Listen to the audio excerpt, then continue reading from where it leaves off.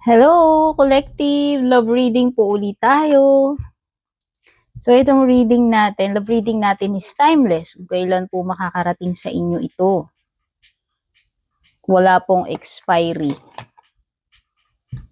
Hindi kagaya ng feelings ng person mo sa'yo na nag-e-expire. Charot! So, check na natin kung ano yung mga energies. So, itong person na kakonect mo, person on your mind, ano man ang connection ninyo, tignan natin.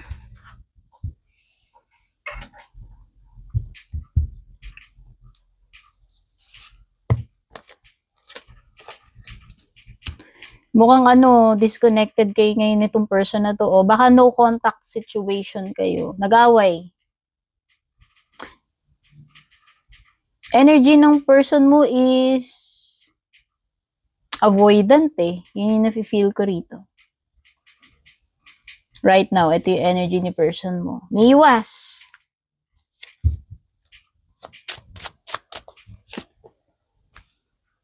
Oh. Meron talaga kayong problema kasi baliktad si Two of Cups. So, may misunderstanding talaga between you and this person. Parang hindi kayo, kumbaga sa mata, hindi nagtatagpo yung paningin ninyo. Charot. Sabi ko nga, avoidant, pwedeng may iwas. Pwedeng hindi siya nakikipag-communicate sa'yo right now. Dumidistansya or silent treatment. Pwedeng hindi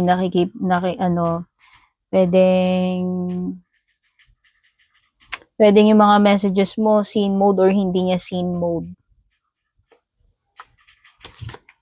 Ano pa? This person's energies, ano pa? Avoiding talaga siya eh. Could be na this person is avoiding confrontation. Tinry mo ba na kumprontahin siya? Tinry mo bang, mag-open ng topic or discussion? Kasi parang na-feel ko dito sa Tower Ace, paiwas. Umiiwas siya sa confrontation. Umiiwas siya na kasi usually tower, pag lumilitaw, pwedeng may marireveal. Parang may iniiwasan siya na may iniiwasan siya na madidiscover mo, masisiwalat, yun more on masisiwalat, ma-expose. Baka may tinatago siya ito.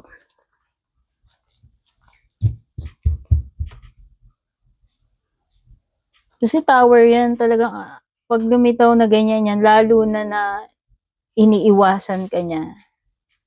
So, hindi ko alam kung konfrontasyon lang ba iniiwasan niya sa'yo or meron pa bang ibang nangyayari? Meron ba siyang mga bagay na ayaw mong malaman? Ayaw niyang pag-usapan ninyo?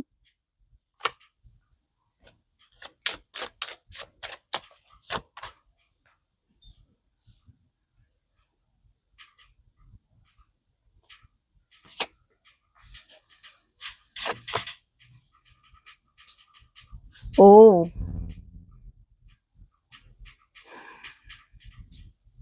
Gaano ka ka-sure na ikaw lang ang kausap na itong person mo? Pwedeng dalawa kayo sa buhay niya. Baka may isa pa siyang person na kinakausap, kakonect.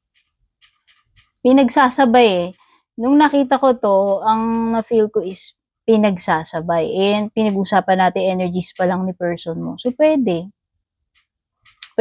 pinagsasabay niya kayo ng isa pang person.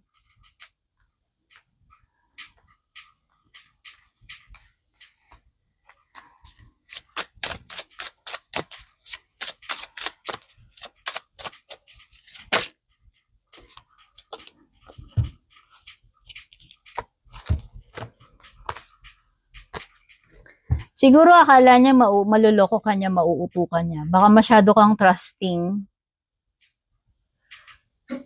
Siguro akala niya hindi mo malalaman, hindi mo mabubuko. Oo.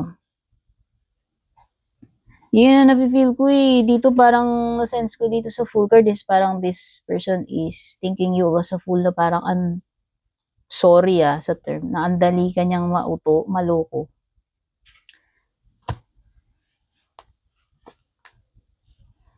Pinaghihintay ka pa. Kasi nga, di ba sinabi ko nga sa'yo kanina, disconnected, ina-avoid ka niya. Kasi nga, ina-avoid niya yung confrontation eh.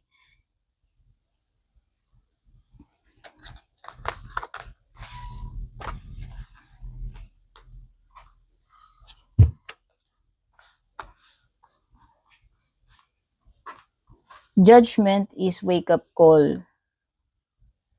Pwedeng para sa'yo yung mensahe nito. Baka ito na yung wake-up call mo. Baka naman may mga signs na noong una napapansin mo pero ini-ignore mo pa lang. Kasi pwedeng hindi yung meaning nito baliktad na judgment.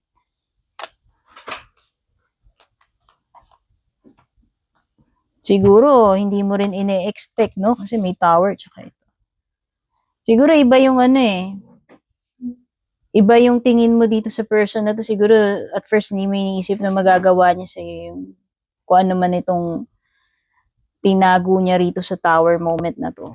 Which is yun nga yung sinasabi ko na maaaring hindi mo alam na may kasabay ka rito, na may ka-share ka pala dito sa person mo, na pinagsabay kayo. Pwedeng yun talaga eh. So, what's next, if ever?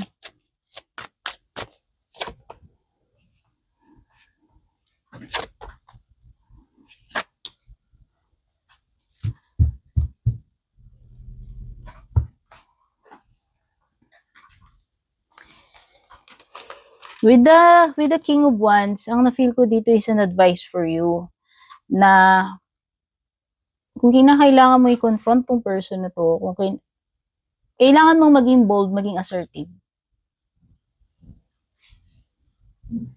Diretsahin mo siya. And ang nakikita ko, di ba tinanong ko anong next? Nakikita ko parang wala nang magiging clear direction itong situation ninyo ng person mo. Kasi nga ngayon pa lang ina-avoid ka na niya. Kasi nga ayaw niyang ma-confront mo siya. Okay? So maganda na maging upfront ka na lang, diretsahin mo siya, lakasan mo yung loob mo, maging bold ka, maging straight to the point ka. Or may iwan kang stuck. Ito na nga yun eh. Kasi itong person na to, dalawa kayo sa pinagsabay niya kayo. So, eventually, magde-decided din ito eh. Kasi ito yung card ng decision. Pero right now, parang nandun sa stalemate situation na parang namimili, naninimbang. But eventually, syempre, magkakaroon pa rin ng decision making yan. So, dun mo palang malalaman kung ikaw ba ang pipiliin or yung isa. Which is hindi ko na yan antayin nyo na lang mangyari, mag-unfold dyan. Pero base dito parang nalalabuan ako kasi wala akong nakikita na parang magi-initiate tong person na makipag-communicate sa'yo. Kaya nga sabi ko nga paiwas yung energy niya. Avoidant yung person mo. Hindi ko na feel dito sa card na to na magme-make siya ng move para lang pag-usapan ninyo yung topic na yan, yung issue na yan. Okay? So, yung mga signs na meron dito, pwedeng may Scorpio. Pwedeng may mga Earth, Taurus, Virgo, Capricorn, pwede rin may mga Air, Gemini, Libra, Aquarius. Yun lang, till our next reading, babush.